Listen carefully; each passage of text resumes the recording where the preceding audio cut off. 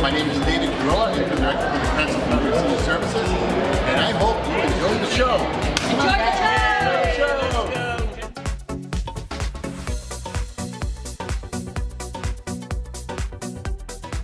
This is my story, part of who I am. I'm Sean John. Most people call me Sean, and believe it or not, my nickname has always been Jack. Jack is a diminutive of Sean, which is John. If that's confusing for you, I apologize. I was born in Boston, Massachusetts, to John Francis and Mary Ann Brown Reedy. Two beautiful people. I was their third middle child. Unfortunately, I lost a younger brother 10 years ago to pancreatic cancer, Bobby Reedy, who was very well known in Cranston, especially at Twin Oaks, where he worked for many years. My story as a younger child in Boston was attending St. Augustine's School. I was brought up in a Roman Catholic family where we were fortunate in the Irish Catholic community to have my mother's two brothers as Vincentian priests who were missionaries. In Ireland, we had noted for our cousins who were priests and nuns. So I was brought up in a family of faith, and faith helped sustain me at an early age when I contracted a childhood disease which placed me in the hospital for a bit of time, and that was rheumatic fever. And that was quite a trial, and a lot of recuperation and bed rest over the years to make myself stronger. I believe at this time I was actively engaged in what you would call occupational therapy while at the hospital, and my ability to design and work with my hands was prevalent at that time. I loved creating puppets. I loved drawing. And one of my biggest things, much to the nurses' chagrin, was taking large gauze bandages, undoing them, and draping them on their then nurses' caps. And they were my nurse for the day. They had to wear it. Going forward, my father moved us to Cranston, Rhode Island, since his job took him here. We lived in Edgewood. I attended St. Paul's School, which I loved very much. My siblings did not. They went on to Parkview and Bain. But it was determined that I should attend a Catholic school, which was fine with me because I was used to all the practices and traditions. And I believe I received the gift of faith as a young child, and to me that is what has sustained me through all these years in doing what I have done in the past and hope to do in the future. Left high school after graduation. I did not attend college, but went on to a designing school for floral designing in Boston, which was one of my real loves. I've always loved flowers because it was nature, and I loved the beauty, I loved the color, I loved the smell, no matter what the season. I was always picking flowers, always arranging them, always trying to figure out what to do with them. And I had been involved with a bridal shop here in Rhode Island at the time, very famous, Teresa Gowns, and on Angel Street, Teresa Catalano, who was a very talented woman, and she was my mentor in the bridal business. So I would be able to purchase leftover lace from her. She would sell me Silk Illusion tulle at a cost. Today you don't see Silk Illusion in veils, you see nylon. So I would do that, go to my apartment, and you'd see veils hanging from all over the living room as I was working on them or beading them. But it was one way of making money. I had to make more money to sustain myself and my lifestyle in Boston. From Boston, I came back and forth to Rhode Island. I worked in a flower shop called Antone's in Cranston in Garden City. I flourished there. My talents became more evident. I was noted for my bridal work, and I met many, many wonderful people in Cranston, especially through the Garden City and Dean Estates area, and a lot of them I still know today. Thank God that they're still alive, and we have memories that we can reflect on. after working in Cranston, Rhode Island, my talents took me to Boston again, my lovely home city. I missed it so much. And I was lucky enough to receive a position as manager of the famous and legendary Cafe Budapest. You will see more of that topic in a discussion I've had with the interim director here at the Senior Center with David Kiroya. Tell me about when you used to work in Boston. You worked at one of the most famous restaurants, right? I did. Which was? Cafe Budapest. Budapest. Now, Budapest is two cities Okay. in Hungary, Buda and Pest, divided by the Blue Danube River. And the first time I saw Like Providence, Cranston, like Route 10 down here. yes, Is there a Route 10 there, dude? yes, I'm sure there is. But the Blue Danube River, I said, where's the blue? It's mucky and it's dirty. It's a beautiful city separated by Buda and Pest. One is on a hill.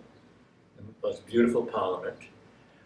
And at the Cafe Budapest, the late owner, the legendary Mrs. Edith Mann, who's known all over the world, basically, who survived two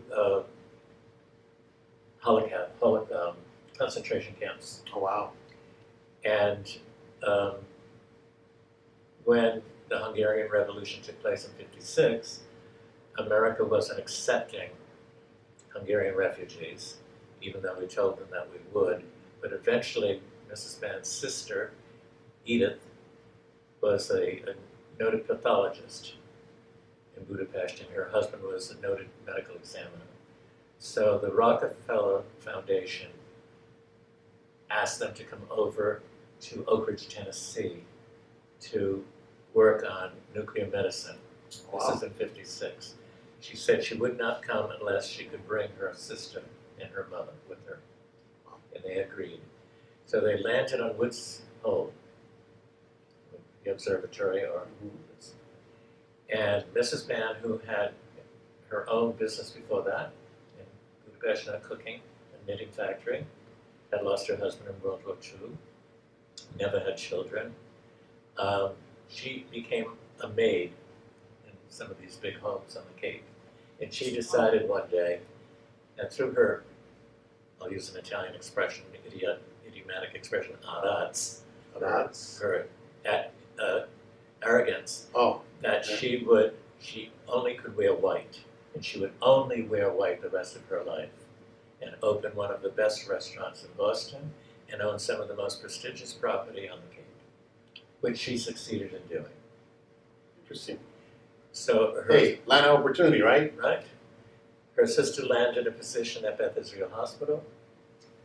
Mrs. Mann and her late mother opened a little, very smart thinking, little coffee shop next door to Beth Israel Hospital because it was international doctors and residents, and they cooked Hungarian soups, Hungarian pastries, and not a full restaurant, and the name caught on. Then she went to look at a third-class rundown hotel located on Huntington Avenue at the time called the Copley Square Hotel. And in the basement was a restaurant that used to be called Storyville, which in the 30s and 40s was where Ella Fitzgerald sang, Frank Sinatra sang. It was a nightclub. And the family that owned that hotel are the famous family of hotels in Massachusetts and along the eastern coast, the Saunders family. So they looked at this woman and said, how's this Hungarian gypsy going to make a go of this? So they came up with a fabulous idea that she would pay a very minimum rent for 10 years lease, including electricity.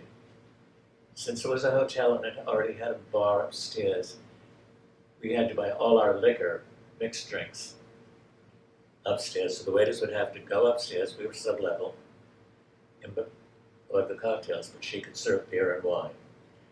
Being as astute as she was, she became the country's largest importer of Hungarian wines. And we had a warehouse in New Jersey that stored cases. And I had a wine room that would hold like 200 cases of wine. Wow. And we sold maybe 5 different wines. The most famous wine, it wasn't one of my favorite, for those who know anything about Hungarian wines, is called Egri Bika, that's bull's blood. And that had a history to to it during the, I believe, the 14th century when the Turks were invading Hungary. The soldiers were fortified throughout the war by drinking Egeli Bikaber, bull's blood. Now, did this wine back then actually have blood in it? No, No, but okay. it was the color. Okay, Hungarians okay. are very descriptive. Okay, okay. And I never really cared for it that much, but How it much? was. But the aftertaste to me was not pleasant. So why was it so popular? Because Mrs. Band introduced it in bull's blood. You're going to drink this. So it became an acquired taste. an acquired taste. We had an Eldorado white Cadillac. She never drove. She didn't have a license. So basically that was my car with the insignia Cafe Budapest on the side. I felt like a pimp. We used to call it the Pimpmobile. But we would go to out to the shopping center out on Route 9 and shop. Then we would go to Bloomingdale's and go to the cold cut counter and pick out all these hams. And most people say, "Oh, there's Mrs. Band, the Budapest." And we would buy bread and we'd sit in the front seat of the Eldorado and eat our lunch. It wasn't that elegant. Then she'd say, "Oh, we must go shopping." So we'd go into town and go into Montellis, go into Lord and Taylor's, and when they saw her coming, they just dropped because they knew, oh my goodness, How much would she spend on one of those shopping a couple of thousand visits back then? back then. Mrs. Band probably had, as I said, she only wore white. She had over, I would say, a cool estimate of 15 fur coats. Wow. All one. And she had a wonderful Russian lynx that was really long and heavy. And she said, "Sean, wear this." What? You Well, wore it? You definitely look like a pimp then. all 130 pounds of me. The coat was heavier than I was. And as I said, it was a subterranean level restaurant. So we would come in. She had a large brass ring with multi-keys. They weren't charms, all the keys to every nook and cranny in the restaurant. And So she was a character. she was. And she would jiggle the keys, and everyone knew she was about to descend the stairs. We were the only ones in the city of Boston that were allowed to use nips. Where's that? And nips are the small little bottles of liquor. Okay. Why were they not allowed to be used? Because I don't really know why, because everything was street pour. Okay. But if you were ordering a Johnny Walker Black, your regular table, it would come in a sterling bowl of crushed ice with Johnny Walker Black sitting in there. Then on the side would be the glass. And it was presented with you with on weekends we served a very, very delicious chicken pate. Wow. Or during the week we served another spread, which I love to make. And so you knew exactly how much liquor you were getting, Well done. all right? I had always been interested in fabric, Okay. food, flowers, and fashion. And I always wanted to be, when I was a child, a designer and an event planner for weddings and social events. And I did that to a certain extent at the Budapest, because anybody but anybody from around the world, Wanted to get married there. No. No. in politics, in the theater, Hollywood stars, sports figures, all came to the Budapest. Okay. When you were in Boston and you were doing a play, So it's an A-list place. very A-list. And everybody waits to see who's coming down that staircase or who Sean is bringing into one of the dining rooms. And we There had, comes Sean with a big furry coat. oh gosh, there were moments, I'll tell you, there were moments. In fact, there is a book being written about the Cafe Budapest Wow. by a woman in Is Massachusetts. it still open? No. The Budapest closed in the early 90s. Mrs. Band died in 1989, I want to say. She smoked like a fiend. Don't smoke. She only smoked Parliaments, and they were with the filters. And she wore a very distinctive lipstick I called Purple. I found him. She was fond of me because I didn't take bull from anyone ever since I was a kid. I wasn't afraid of this woman. Okay. I was not afraid of She her. kind of like that. I wanted to learn from her. So you also show her respect. Oh, definitely. I always called her, and I was lucky enough to call her nickname, Dutsi, which means doll in Hungarian. Oh, But okay. everyone called her Madame. All over the city was Madame. Here you came. Hey, Dutsi. Yeah, hey, Dutsi, you know. Or she would be in the middle of something. Oh, Sean, darling, let's go here. I hear that Joseph's restaurant is supposed to have the best martini in Boston. We have the best martini. So we would Let's go test it. we'd get in the Pimpmobile and drive The to Pimpmobile. Joseph's and go in, and everyone would go, oh my goodness, here's Mrs. Banner Joseph's and one of her minks. And there's Sean. So we'd sit and have, and I never drank martinis, you know, I just couldn't. So, oh yeah, this is, Now, that whole scene and the restaurant scene and the insiders, was there ever any gossip that, oh, maybe they're romantically involved? You and Madame? oh no. It was a that- love-hate relationship. Okay, no, but I'm just saying, It you was know, a pathological. No, everyone knew how much she cared for me. right, but She never, no. okay, It was always a European kiss which is, on both cheeks. oh, okay, You know, I was very respectful. yeah, Oh, she could really be vicious with me at times, okay. you know. But it was To remind you that she was the boss. always a boss, but she was teaching me something. All right, I never knew anything about a restaurant. I was never a busboy, waiter, or maitre d' or anything. okay. And then one day she decided That you were going to be the manager. I was going to be the manager. God gave me a lot of talents, and I always say, if you don't nurture your talent, it's a waste. I must say that David has been an inspiration, a friend, a hard worker, a dedicated director, and takes time out for anyone. He's the father of 5 children, a beautiful wife, and a dedicated family man. And I give him so much credit for all of these attributes, but I thank him for being so conscious and so concerned about every member of the Cranston Senior Enrichment Center. It never stops, and he never stops. There was a saying at the Cafe Budapest that when you saw Sean, he was running from one end of the restaurant, through the kitchen, out the back door, upstairs, downstairs. That's David. So sometimes I see my reflection of myself in what he is doing, even though it's in a different venue. So I'm always grateful to those who've helped me nurture the talents that I have received from our Creator. And I always believe that if you were given gifts, and I have a few, as so many of you do, I believe you have to nurture each and every one of them to become a total human being. I appreciate being with you today, and again, I appreciate everyone here at 1070 Cranston Street, the Cranston Senior Enrichment Center, also known as the Cranston Senior Center. And I thank you for listening and watching. To be continued.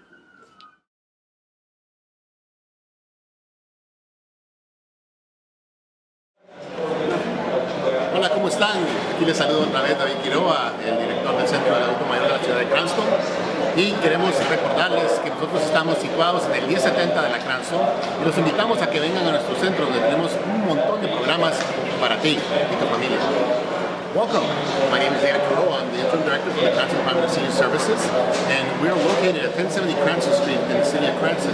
We invite you to come and check out all the program that we have for you folks at the center. And here with me, I have Sean Reedy, Buenos Dias. I love to give tours at the center, and it's a magnificent place to come and be with friends, enjoy all of the activities, learn things that you haven't done, or experience things that you haven't done in a long time. So I encourage you, 1070 Cranston Street, play that number. And if you're wondering if we have a daycare center at the Cranston Senior Center, the answer is yes. And Doreen's going to explain to you what kind of daycare we have.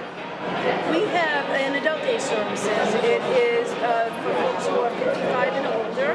Our youngest person that comes here is 57 years old, and our oldest is almost 105. What we do is we're a full-day program. We come in the morning. We have a continental breakfast, infused coffee, toast, muffin. And then we do activities all day. And we have lunch, which is the same lunch the Senior Center serves by our fabulous chefs. And by 2:30, some folks start to go home, and some folks stay till 4 o'clock. The type of folks that we do service in the adult day service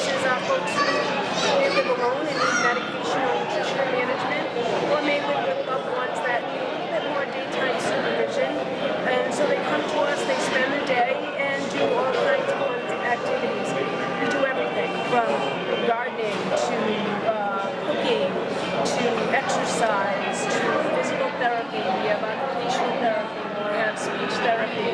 We have all kinds of programs that are going to enhance someone's life in the community while keeping them home and enjoying life. So come on by, stop by, say hi to us in the day center, take a tour. We'd love to have you. And we want to thank all of our volunteers. Thank you. Karen McGrath, I'm from the Cranston Public Library Auburn branch, and I'm here today talking about services from the library, especially the services that we provide for the homebound. We have a program called Books at Home. Books at Home is for any resident of the city of Cranston who lives in their own home or apartment and they can't get out anymore. They're homebound. We will provide books, magazines, music CDs, documentary videos, TV shows, any of those sorts of things. Volunteer drivers who will come to the library, pick up a bag, and then deliver it to the people in their homes once every 3 weeks. So I call, we have a little conversation, I get the materials you want, and then a volunteer driver will bring it to you, and they pick up your whole bag, and they bring the other materials back and return it to the library. We also have a lot of computer classes available at the library. Every month there's a schedule of the classes that are available. And in our C-Lab, we have open tech times where you can come in and discover new technology. The open tech times are on Tuesday and Thursday afternoons from 2:30 to 4:30. You can learn about 3D printing. You can convert old vinyl records to digital files. If you hold old VHS tapes from your daughter's wedding, you can convert that to a DVD. In addition to that, we have the Learning Lounge on Thursday afternoons and Friday mornings. And the Learning Lounge is a place for people who are trying to learn new skills, working on their GED, studying for an exam, needing help finding a job, needing help with working on their resume or their cover letter. You can come to the library and we will help you with those things as well.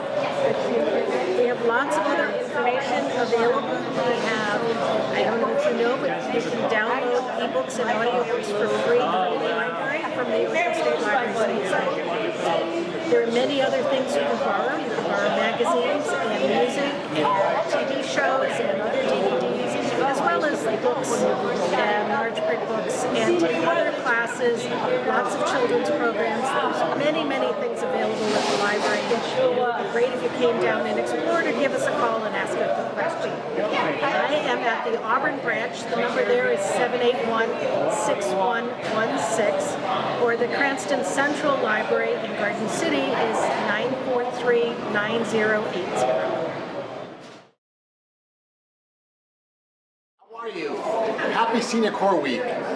This is David Kurowa. I am the RSP Director here at the Department of Cranston Senior Services, and I'm here with my colleague, Jenny Martinez, Senior Companion Program Director.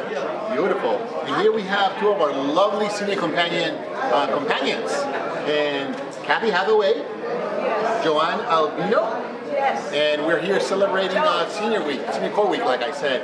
Can you say a few words, Kathy? I'm a senior companion volunteer here every day, and it's a great program, and this is a great place. Because being with the seniors is a lot of fun. Hi, I'm Joanne Albino, and I am here at the Cranston Senior Center, which is a great place for seniors. We talk to them, we feed them, we take them on trips, we just do everything. It's such a pleasure to see happy faces. Not only that, it makes me very happy too. What is Senior Companion?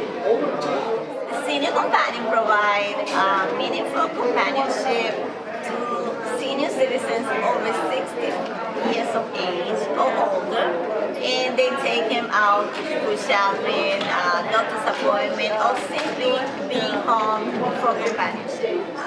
Thank you very much. So remember, if you want to find out more information about all these programs, you can check out the Facebook page of Rhode Island DEA, Department of Elderly Affairs, or our page, Cranston Senior Center, here in the city of Cranston. Thank you. Come and see us. We'd love to have you. Bravo. So if you also want to call us, Jenny, You can call at 401-462-0569. say it one more time, please. 401-462-0569. I hope you enjoyed this episode of 55 Plus No Limits. Thank you very much for staying tuned. And remember, if you have any questions regarding senior services here in the city of Cranston, call us 401-780-6000 and we're going to be more than happy to assist you. Remember, don't forget to download our app, Cranston Senior. Look for us in your app store. And also remember that this episode, if you want to share with your friends and family, you can also go on our YouTube channel and check us out, Cranston Senior Services.